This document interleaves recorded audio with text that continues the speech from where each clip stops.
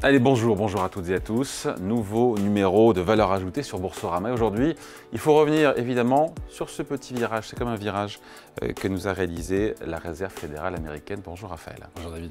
Bon, tout le monde savait que la Fed ne toucherait pas assez tôt lors de sa dernière réunion. Ce n'était pas ça le sujet. L'enjeu, c'était de savoir ce qui allait se passer après et si surtout, dans son discours, dans sa posture, Jérôme Powell allait être plus ou moins dur parce que c'est vrai que le contexte économique aux États-Unis n'est plus le même depuis quelques mois.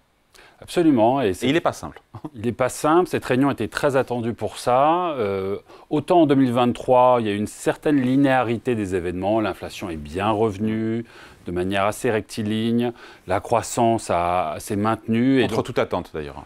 Contre toute attente, mais au final, on commençait à voir une fenêtre pour des baisses de taux. Autant 2024 a montré un changement de paradigme économique, on va dire, avec une inflation qui non seulement s'est stabilisée, mais sur certains segments repart à la hausse, première zone d'inquiétude.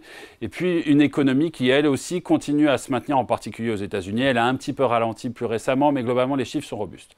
Donc une inflation qui se maintient, une économie qui continue à performer, ça veut dire potentiellement un risque sur la politique monétaire et un risque que la Fed ne baisse pas ses taux aussi rapidement que prévu. Voire un risque que la Fed les augmente. Certains investisseurs avaient carrément peur de ce scénario catastrophe.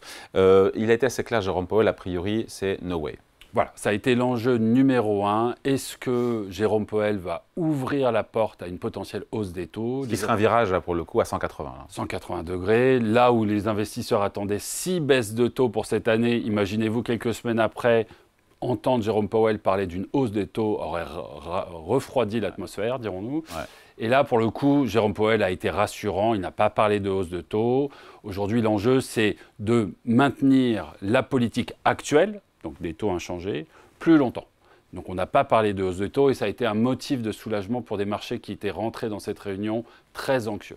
Bon, et sur le calendrier maintenant, et le nombre de baisses de taux. Alors on était à 6 en début d'année, les marchés price 1 à 2 baisses de taux cette année, ça reste toujours d'actualité?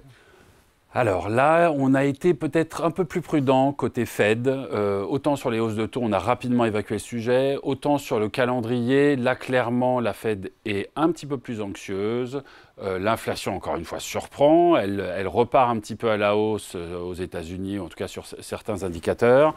Et là, la Fed a clairement énoncé qu'elle s'était fait surprendre.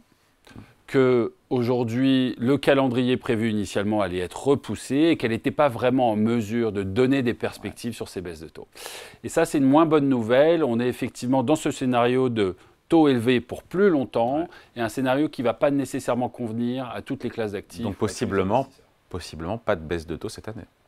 Donc voilà, on en est là. C'est un scénario qu'il ne faut plus écarter. Exactement. Il faut être modeste et humble parce qu'on a vu que les anticipations de marché s'étaient fourvoyées précédemment. De 6 baisses des taux en début d'année, on est à 1 ou 2. Peut-être qu'on sera à 0 bientôt. Effectivement, tant que l'inflation se maintient au niveau actuel, tant que le marché du travail reste aussi robuste avec des hausses de salaire qu'on continue de constater, en particulier aux États-Unis, l'inflation risque de se maintenir à des niveaux élevés et donc les banquiers centraux auront les mains liées. Donc, conséquence de tout ça pour les investisseurs qui nous regardent, Raphaël, se faire à l'idée, vous l'avez dit à demi-mot, se faire à l'idée que les taux d'intérêt devraient rester élevés plus longtemps. Voilà. Ce n'est pas sans conséquence sur les différentes classes d'actifs. Tout à fait. Et c'est en ça qu'on voit sur le marché une certaine rotation. Le marché avait très profondément ancré cette idée que l'inflation allait revenir à 2% assez rapidement. On est autour de 3, ce n'est pas dramatique. Mais on n'est pas à 2, qui est l'objectif de la Banque centrale. Exactement. Et que dans ces conditions, ces baisses de taux qui étaient si chèrement anticipées ne sont plus d'actualité. Et qui ont boosté les marchés actions. Et qui ont boosté le marché actions. Donc aujourd'hui, lorsqu'on recalibre ces attentes, que reste-t-il ? Que attendent des marchés et sur quelle classe d'actifs se diriger? Là, on est vraiment sur une rotation. Peut-être qu'on peut regarder effectivement... Pour l'obligataire, pardon Raphaël, mais c'est une bonne nouvelle, quelque part, puisque ça procure du rendement.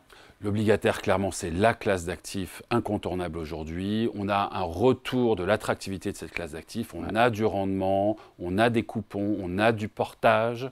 Tout ça, c'était des gros mots, souvenez-vous, quand les taux étaient négatifs. En 10 ans. Aujourd'hui, on peut investir sur les entreprises de bonne qualité, qui n'ont pas de problème de dette ou pas de problème de profitabilité et toucher du 5, 6, 7% par an, voire un peu plus si vous faites une sélection de valeurs.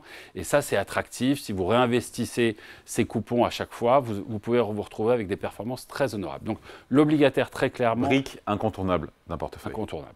Ça n'empêche pas qu'il faut être très sélectif, que dans un monde où les taux sont élevés, les entreprises les plus endettées auront peut-être du mal à se refinancer, qu'on va avoir probablement quelques accidents de parcours, et on commence à en voir sur le segment du haut rendement des entreprises très endettées qui aujourd'hui luttent pour se refinancer, mais globalement, dans un segment de qualité, l'obligataire aujourd'hui est très attractif. Voilà, il y a l'obligataire, il y a les actions. Et pour les actions, pardon de le dire, des taux plus élevés, c'est effectivement, évidemment, un facteur de risque. Oui, alors là, sur les actions, c'est plus ennuyeux. Qu'est-ce que c'est le marché? C'est une machine à actualiser les flux futurs. Et lorsque vous les actualisez avec des taux plus élevés, la valeur actualisée est plus faible. Et donc ça, c'est quelque chose que potentiellement le marché n'a pas encore complètement bien intégré. On commence à avoir une rotation. Ces dernières semaines, on a vu des actions très chères, en particulier dans la tech américaine, les Netflix, les Nvidia, qui sont des très belles entreprises, corrigées ou en tout cas moins bien performées, avec des niveaux de valorisation qui ont rebaissé, parce que dans un monde où les taux sont élevés, payer si cher la croissance future fait moins de sens. Donc ça, on commence à voir cette rotation. Ces derniers jours, on voit le Bitcoin baisser. Ouais. On est un petit peu dans cette logique-là aussi. Et peut-être que cette rotation a encore du chemin à parcourir. En tout cas, il va falloir réajuster les portefeuilles pour prendre en compte que oui, les taux seront élevés sur la durée. Conclusion de tout ce qu'on vient de dire là. Conclusion, c'est qu'on est sur un nouveau paradigme. Il faut un petit peu changer de lunettes, changer le logiciel d'investissement. On n'est plus sur un marché où les taux vont nécessairement baisser, vont nécessairement être bas, où les liquidités seront toujours et pour toujours abondantes. Aujourd'hui, la liquidité a un coût, le capital a de la valeur, et donc il va falloir faire très attention à ce facteur de dette, à ce facteur de levier excessif, ce risque de refinancement, faire attention à tous ces segments de marché, tous ces secteurs qui sont très sensibles au taux d'intérêt, immobilier, peut-être qu'on a davantage de corrections devant nous, tout ce qui est effectivement entreprise très endettée, les risques de défaut augmentent dans ces conditions. On va avoir peut-être sur le venture capital, ces entreprises non profitables, très consommatrices de capital, aussi des risques. Donc toute une série de segments de marché qui ont très très bien profité de ces années de baisse de taux et qui pourraient souffrir à l'avenir. Retour à la normale, quelque part. Retour à la normale, et une normale qui commence à dater, parce qu'on a eu de nombreuses années qu'on commence à oublier. Mais aujourd'hui, c'est ça la normale. À l'inverse, avoir des taux élevés à un moment où les économies vont commencer à repartir de l'avant, et c'est quelque chose qu'on commence à voir en Europe, une reprise de l'activité, et pouvoir aller faire du portage, du rendement sur des stratégies, par exemple, obligataires, ou aller sur des stratégies actions, mais bien choisies, susceptibles d'être plus résilientes de ce monde de taux d'intérêt élevés, là, ça a de la valeur et ça va être une opportunité pour les investisseurs. Allez, merci. Point de vue signé Raphaël Thuin, directeur des stratégies de marché de capitaux chez Tikehau Capital. Merci Raphaël. Merci David. Et Valeurs Ajoutées revient dans quelques jours sur Boursorama.